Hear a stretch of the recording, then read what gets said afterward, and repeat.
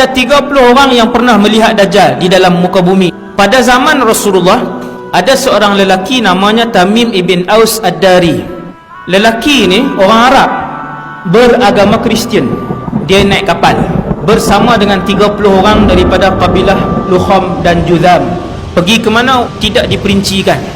Kata Tamim, waktu kami sampai di tengah-tengah laut, kami dipukul oleh ombak yang kuat sehingga kami hilang arah tuju. Selama 30 hari, sebulan duduk di tengah lautan.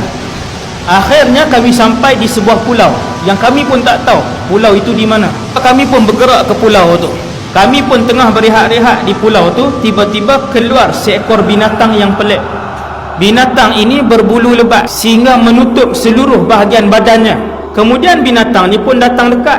Kemudian dia bercakap, "Siapa kalian?" Kami pun jawab, "Kami adalah pemuda-pemuda Arab Kristian daripada semenanjung tanah Arab." Tamim pun bertanya pada binatang tadi, "Siapa kamu?" Binatang tu jawab, "Ana al-Jassasah." 30 orang ni tanya, "Jassasah tu apa?" Dia tak jawab. Dia kata, di tengah-tengah pulau ada satu orang yang sudah lama menunggu kabar berita daripada orang lain. Mereka pergi ke tengah-tengah pulau. Kata Tamim, kami pun masuk ke dalam. Kami mendapati di dalam itu ada satu orang lelaki, tubuhnya sangatlah besar. Dia bersandar ke dinding gua itu dalam keadaan kedua-dua tangannya dan kedua-dua kakinya diikat dengan satu rantai besi yang tak boleh bergerak. Kedua-dua pahanya dirapatkan ke dadanya. Kemudian lelaki yang berambut panjang itu, kerinting yang sangat kerinting. Lelaki itu bertanya kepada kami, "Man antum?" Kamu semua ni siapa? Kami Arab ni daripada semenanjung tanah Arab, naik kapal, panjang cerita. Kemudian kami pun tanya kepada lelaki tadi, "Siapa kamu?" Jadi dia tak jawab. Kemudian dia tanya beberapa soalan, 4 soalan. Soalan pertama lelaki ni tanya, "Kamu semua tahu tak tentang Tasik Tabariyah?" Yang ramai-ramai ni jawab, "Tahu." "Macam mana keadaan Tasik itu?" "Oh, airnya masih banyak." Lelaki ni kata, "Satu hari apabila kamu tengok Tasik itu hampir kekeringan, maka ketika itu aku akan keluar." Tasik Tabariyah ni tasik di mana? Sea of Galilee. Tasik ni ada di Israel.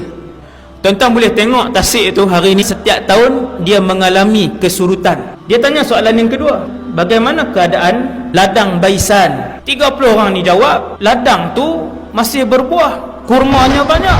Laki yang kena ikat tu kata, "Satu hari ladang itu tidak akan lagi mengeluarkan buah." Ladang Baisan di Palestin. Ladang Baisan 1400 tahun yang lalu dia ladang kurma. Ladang tu dah jadi tanah lapang. Dan dia kata, apabila kalian melihat Nakhlu Baisan tidak lagi mengeluarkan buah, maka ketika itu zaman untuk aku muncul telah hampir. 3. Laki yang kena ikat tu tanya, "Bagaimana keadaan mata air Zuhar?" Mereka ni jawab, "Mata air Zuhar airnya banyak." Dia kata, "Satu hari mata air itu akan kering." Yang alim yang menafsirkan dan mencari Ain Zuhar ni adalah mufti Mesir yang lepas, Dr. Ali Jum'ah.